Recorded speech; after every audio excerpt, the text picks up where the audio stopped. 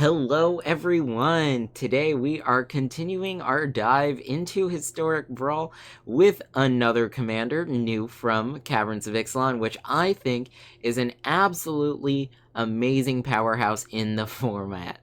Amalia Benavides Aguirre is a 2-mana 2/2 creature that has a ward cost of paying 3 life.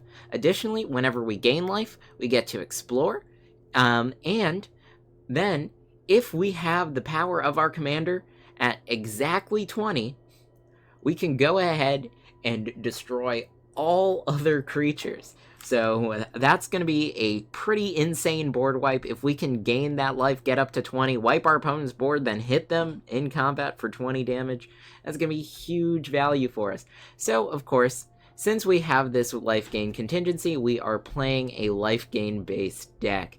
And with that, we have a lot of angel synergy as well, since that's going to be a strong way to gain some life.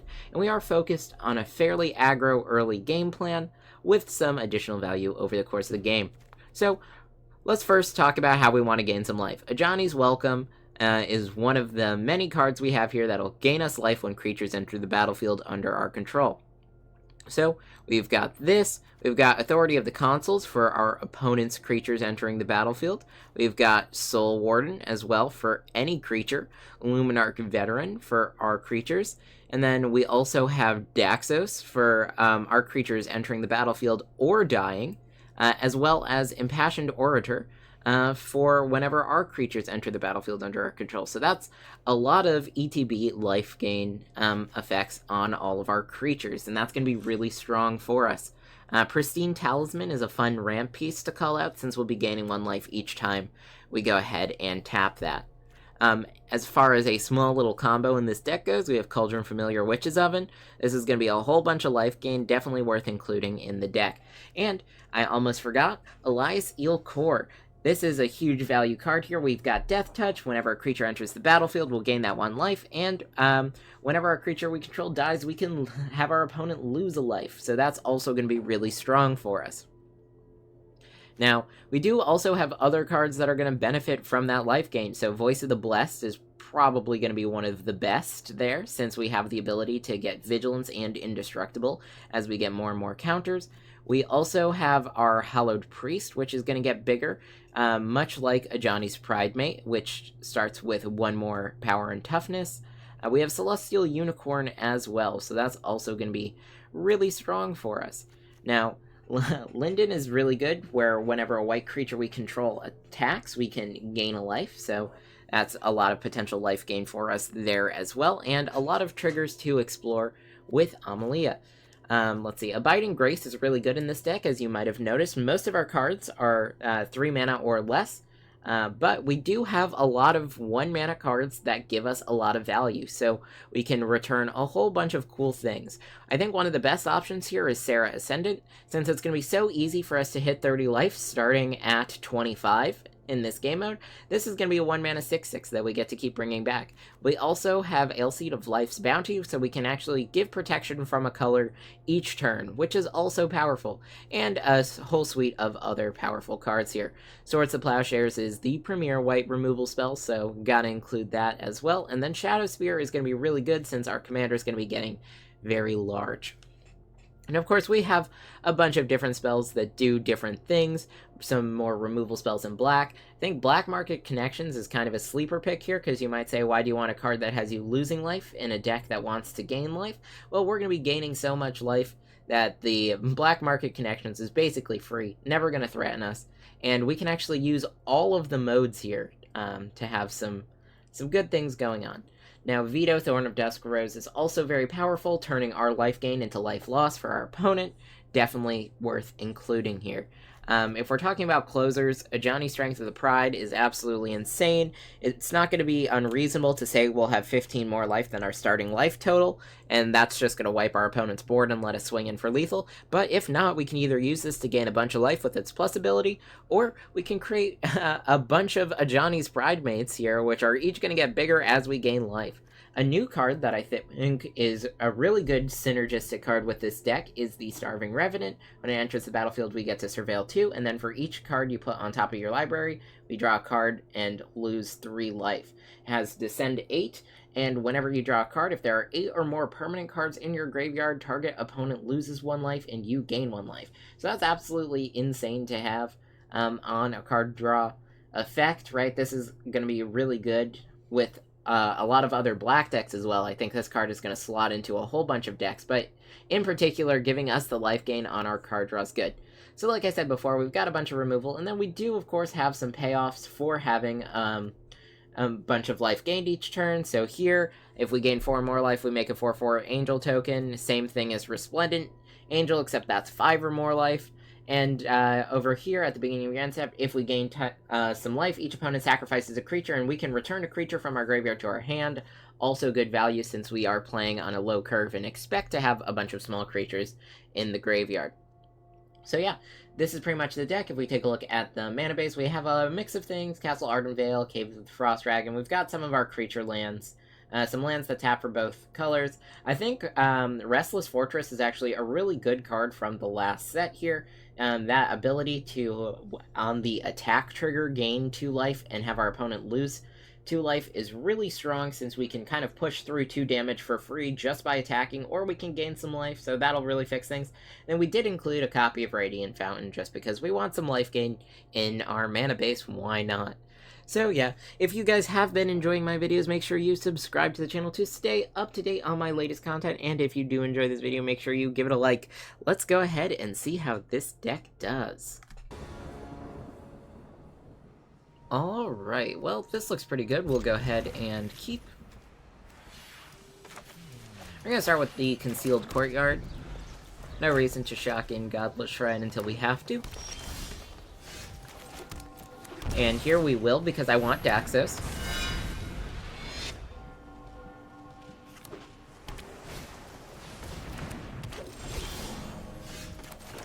We're gonna play out her, see if we can get another white land.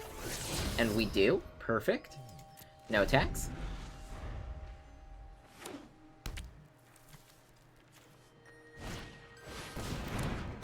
Alright, opponent looks like they're playing an elf-type deck. This is gonna tap for 2 different colors. We're gonna go for Veto before the Hollowed Priest.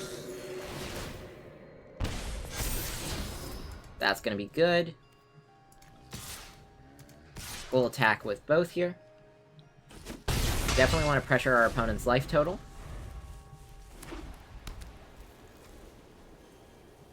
Next turn, we can play out the Patrician and the Hollowed Priest. We can also use Despark here, which I think is good.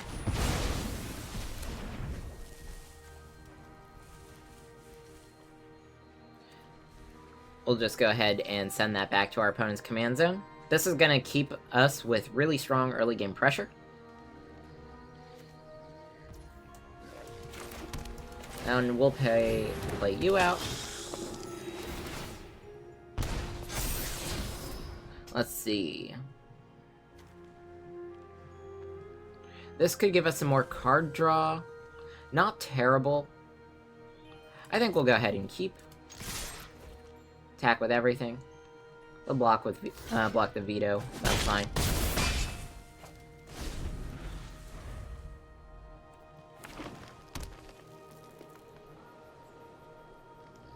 Now, depending on what our opponent does this turn, yeah, that seems like it's going to be not an issue at all. We are going to use Veto's ability, give everything lifelink next turn, and then win the game. Opponent really needs to play out another creature here. Like, they're not going to be able to survive this if they can't block. Fierce Empath, okay. They do have a blocker now. And fortunately for us, it's a blocker that's not going to cause too many issues. Now, of course, blocker can block veto. So let's go ahead and swing out. The 1 damage shouldn't make a difference. But they'll probably have to pick between Amalia and Veto, and they'll probably block Amalia. Yeah, we'll get the extra 2 damage.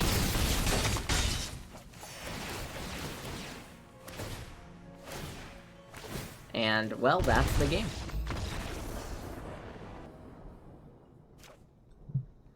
Alright, opponent going first, but this looks like a pretty good opening hand. I definitely don't mind this.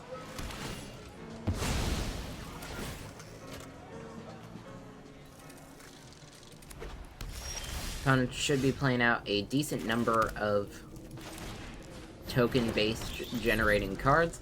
We find both Cave of the Frost Dragon and Hive of the Eye Tyrant, so fortunately for us, both of them get to enter the battlefield untapped, play out our commander. We're gonna go ahead, deal that damage, and we get a Plains as an added benefit.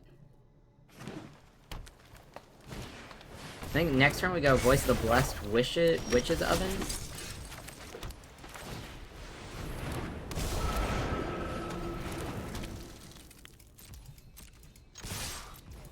Swing out with both, since our opponent can't double block. Again, we want to be getting that extra damage. Griffin and Aerie is going to be good for us. Keep in mind here, if our opponent ever threatens to kill any of our creatures, we can always sack it to Witch's Oven, which is going to be really good. We'll eventually be able to block that, I'm not concerned. Thinking next turn we go Cleric Class Bastion.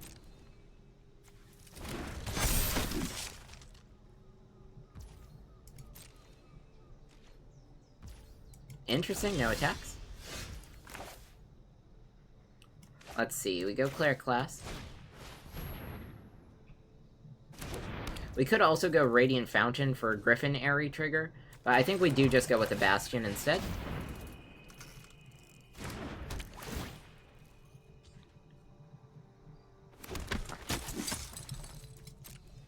Next turn we'll have Radiant Fountain to trigger our Griffin Aerie.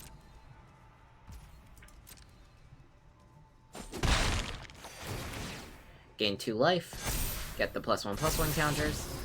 Pristine Talisman is going to be really good for us too.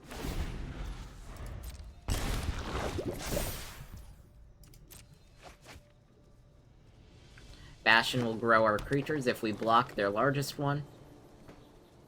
Cleric class will eventually level that up to 2, and that's also going to be incredibly powerful for us. Right now, newly added Ruin Lurker Bat is putting in some solid work just with that lifelink. Let's end this foolish. My strength is our strength.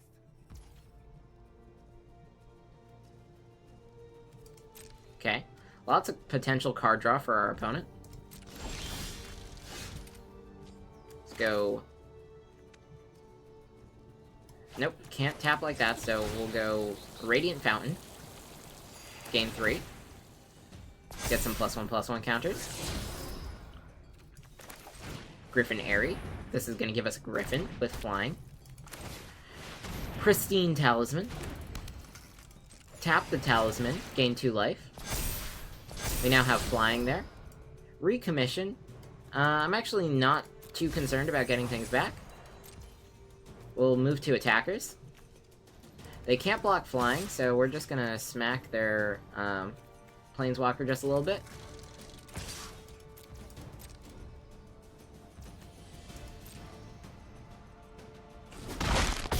Journey has obstacles. More +1/+1 counters. Gain our Griffin. Everything's looking pretty good. Gold token. It's like a treasure, but you don't have to tap it.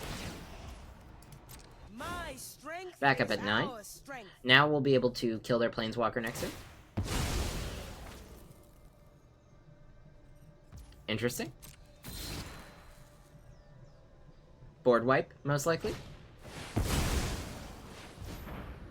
Yep. We can't stop it, so we'll just go ahead and sack here. Indulging Patrician. I think I want a different card. Yep, back to Command Zone you go. We'll be playing her out again.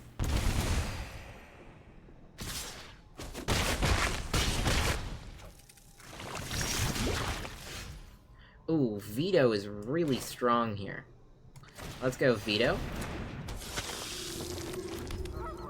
We can deal 6 damage to our opponent with our food tokens, but I think we just play out our commander again.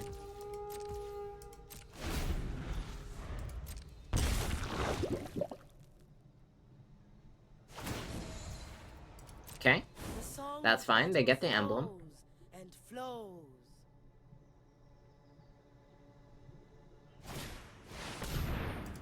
Toski, sure.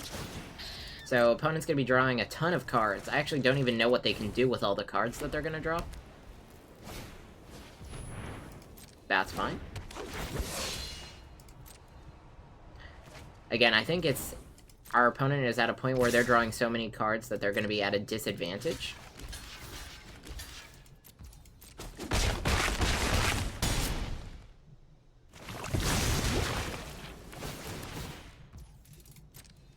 Yep.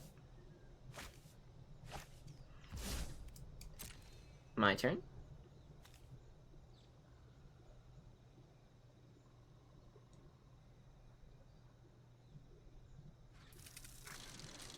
So, again, food token is going to give us 3 and let us make a griffin. I like that. We've probably got some other options as well. Let's see. I think we'll level up here. We'll gain some life. We find a plains. I'm going to play out the plains. Let's sacrifice this food. Gain 3 life. +1/+1 counter here. Exile non-land permanent. That's not bad. I think we'll hold on to that, and then we'll go Healer's Hawk.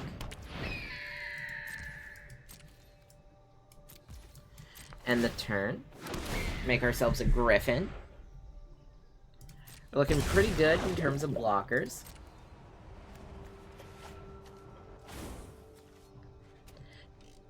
Now, of course, it is a May draw card, so that's not too big of a issue, but Toski is a must draw card, so we'll see how that pans out. Gruff Triplets, nice.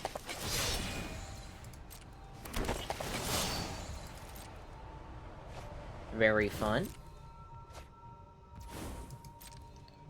So just taking a look at things, we are going to be able to deal a lot of damage next turn. I'm thinking, let's see, food token, that's 3. And then that puts a +1/+1 counter over here. We can put another +1 there. So that's 6, 9 already. Can't be blocked. So we do have lethal. Let's see. Nope. That's going to be 11 life gained. So a little bit different. But there's a little secret trick that I'm about to show you guys, which is pretty cool. So we go to blockers. And we block like this, and we block like that, and we block like that. And then we use our Witch's Oven to sacrifice this Griffin. Put a +1/+1 counter there. We'll leave that right there. And that's 11 life our opponent doesn't get to gain. They go up to 7, and now we definitely have lethal. As a matter of fact, we have lethal without even attacking. Wouldn't be surprised to see our opponent concede here. But let's go ahead and sacrifice a food. +1/+1 counter. Lyseal Core is pretty good.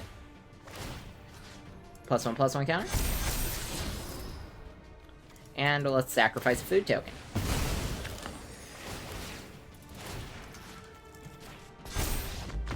We've got it. Alright, on the play here.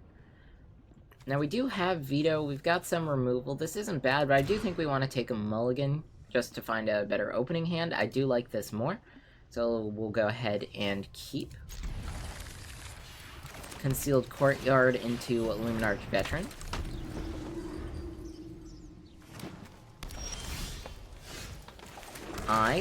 Into our commander. Gain life. Cleric of Life's Bond is really good. Banchu's Monument could also be really strong for us. And all things considered, I actually think we are going to play it out this turn. It doesn't actually impact any of the costs of our creatures here, since they're also cheap, but we do have 2 creatures that we can cast next turn. Rex Sage is going to hit that, that's fine.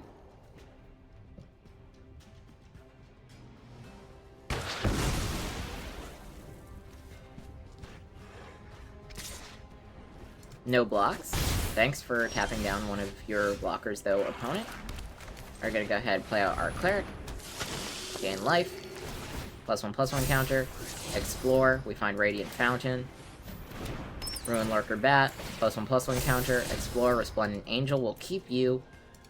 Swing for 4. And we do deal that damage.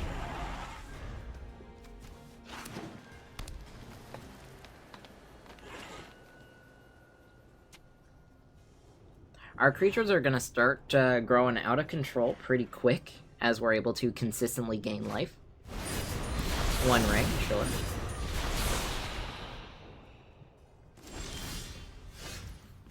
Resplendent Angel.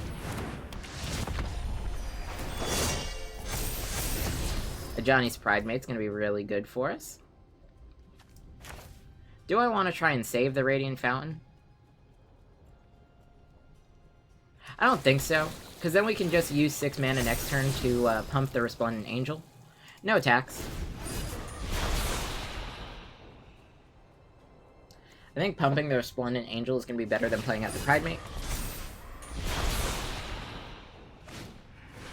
Cultivate, yeah, okay. Things are not looking great for our opponent. We can always exile their 1 ring as well, with Dispark if we want. Could be worth it. But I do kind of want them to take that damage first. Let's go here. We're going to activate the ability. Swing like this. I might double block the Cleric.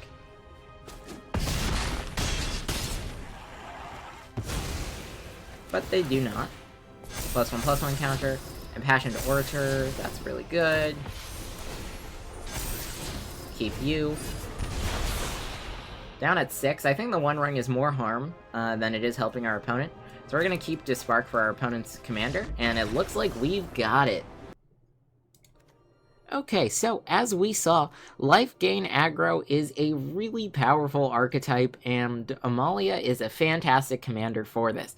With that ward pay 3 life, it's always going to be annoying for our opponent to have to deal with her, since that is going to further threaten their life total. Another fun thing about this deck is we actually have a lot of access to flying creatures, and not every opponent is going to be able to deal with all those evasive threats. Resplendent Angel can end the game with a bunch of flying 4/4s that our opponent can't block. Slow and steady we can get through some damage with other things as well. Voice of the Blessed will eventually get flying, which is really good. And we have more ways of doing that as well. Griffin Area with the tokens, as we were able to see, and a couple of other things like that. Also, now, we didn't really get to showcase it, but we do have cards that bring things with mana value 3 or less from the graveyard back onto the battlefield. We've actually been ahead most of those games, but if we do fall behind, things like Recommission are really good for getting our creatures back onto the battlefield, right? If we'd lost them at some point and they come back again, it's like, again, I would always rather have a Voice of the Blessed in hand, right, or a Daxos in hand, than having either of them independently, if that makes sense to you. That's kind of why the reanimation effect is good, because right in our hand, this is basically whatever the best 3 or less creature we want is, with a +1/+1 counter that's in our graveyard. So pretty powerful, but unfortunately we didn't really get to use those just because we were so far ahead. Now, having growing threats over the course of the game on an aggro deck is also insane, because even as our opponent ramps and plays bigger threats, we can always match them, since we do consistently grow our board. It is really important with this deck, though, to make sure that we can set up a method of gaining life consistently.